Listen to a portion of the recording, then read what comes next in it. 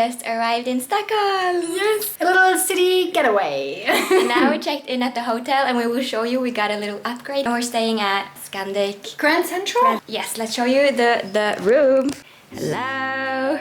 So this is double two beds, and then there's like a little desk, chairs, and then look at this cute little balcony. Oh, that's so cute. Yay! This is so cute. We're the only ones here with a balcony.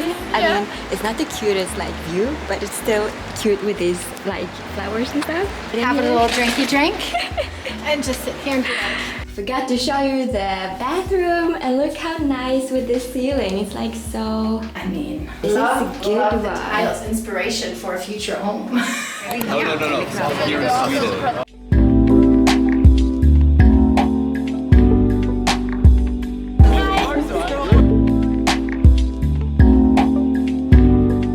Huh?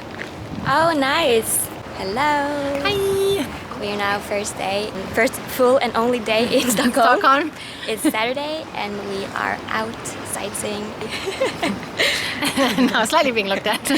Yeah, now we're in this museum area where the Vasa Museum, Nordiska Museum, and lots of other museums are. Iskaffe. Yeah, we need iskaffe. Hello.